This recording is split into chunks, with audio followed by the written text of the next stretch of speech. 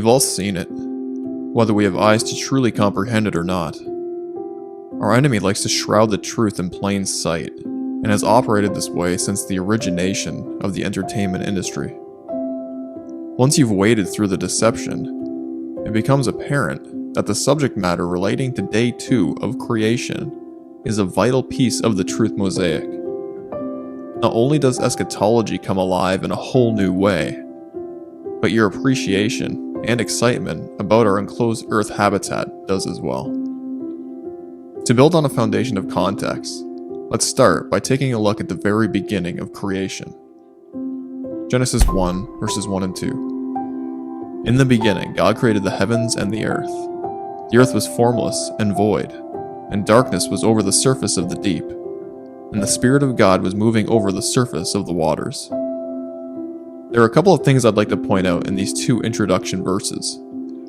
The first is that, although verse 1 sounds like a summary statement of everything that God created from day 1 to day 6, I don't believe that to be the case. On day 1, Yahweh created the heavens, plural, where He and all the other spirit beings reside, the formless and void earth on our plane of existence, as well as all the waters.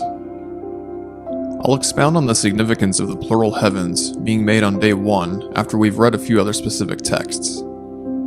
The second thing to take note of is that the creation of the waters isn't specified in Genesis, even though it's obviously implied, as God's Spirit is said to have hovered over the surface of the waters. This is where a very revealing passage out of the companion book to Genesis, the Book of Jubilees, sheds some light on the specifics of what was directly created on day 1. Jubilees 2:2 says, "For on the first day He created the heavens which are above, and the earth, and the waters." Without the creation details found in Jubilees chapter 2, we wouldn't have the direct mention of the waters being created, as well as the locality of the created heavens above. Another exciting detail packed away in Jubilees chapter 2 is the mention of all the different angelic spirit beings created on day 1, which my Entertaining Angels video series will cover in great detail. We know that like all things, angels are created entities, but we aren't told which day they were created on in the Genesis account.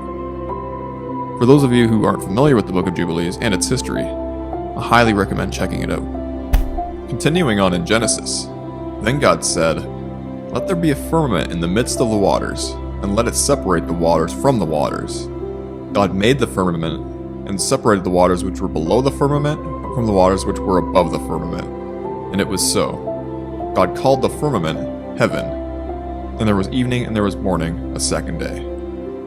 Here we have on the second day a particular structure being made, a structure called a firmament. The Hebrew word for firmament is rakia, Strong's number 7549.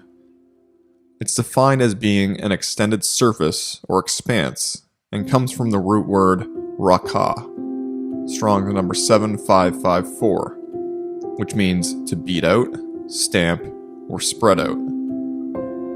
As we can see here with the couple of verses on the right, it implies that what is being hammered, beaten, and spread out is a solid object. The firmament, rakia, is solid.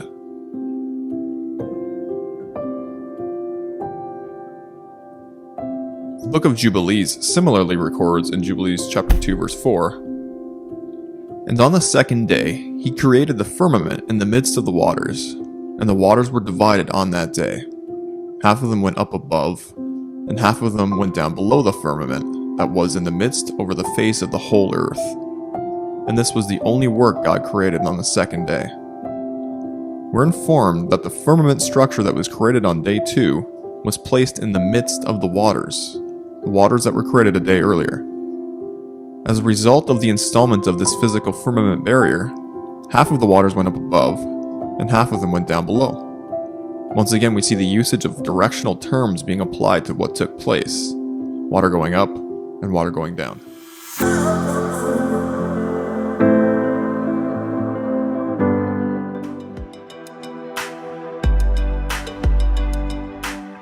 They would also create a design of creation that has the words of these false god names that the Bible tells us not to mention.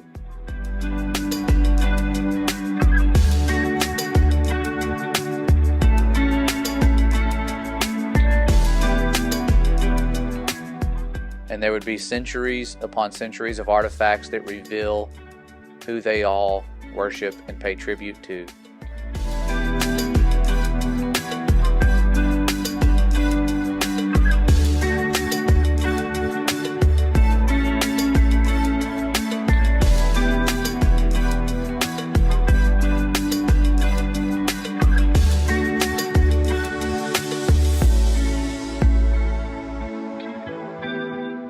There would also be prophecies of this upcoming deception, a warning of how our thoughts would err concerning what's above us.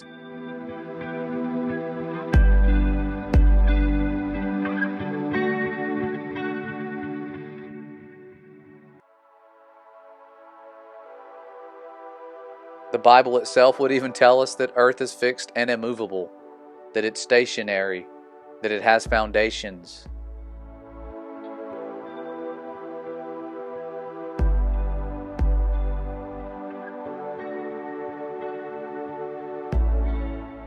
And if they were correct, everyday people would go out and do experiments that prove beyond a shadow of a doubt that water doesn't curve. And they would repeat these observations time and time again.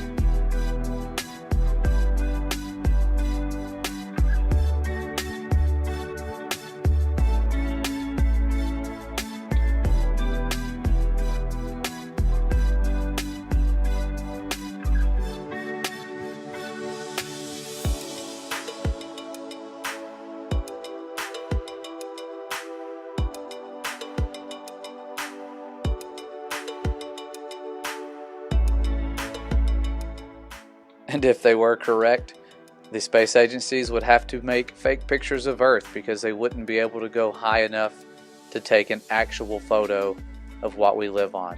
Their own animators would have to admit that the Earth was photoshopped because it has to be. It is photoshopped, but it's has to be. It is photoshopped, but it's has to be. It just didn't look realistic. It looks kind of flat. It looks kind of flat. There's artistry to creating the world. These same space agencies would also be caught many times using technology that is designed to deceive us into believing they are somewhere that they aren't.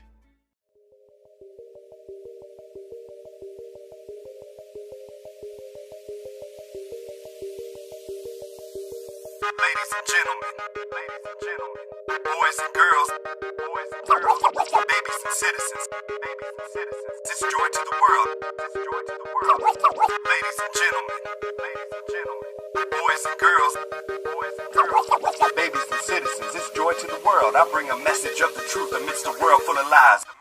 Ladies and gentlemen, boys and girls, and all the babies and citizens, it's joy to the world. I bring a message of the truth amidst a world full of lies. I know the way, I know the life, I know the hurt that's in your eyes. Ladies and gentlemen, boys and girls, and all the babies and citizens, it's joy to the world. I know that people let you down, and the world is a scary place, but hope can be found in the saving amazing grace. Ladies and gentlemen, boys and girls, and all the babies and citizens, it's joy to the world. I bring a message of the truth amidst a world full of lies. I know the way, I know the life, I know the hurt that's in your eyes. I know people let you down, and the world is a scary place. Hope can be found in the saving amazing grace. Gather round, listen close, and I'll tell you what matters. This world is temporary, yes, what comes next is hereafter. You have a choice to do what's right or collect a disaster. Who will you be when you're standing right next to your master? I'll break it down for you one more thing though. I'm no longer worried how the diamonds in my chain glow. I don't get down with all the music on the radio, and nowadays my focus isn't stacking up a bankroll.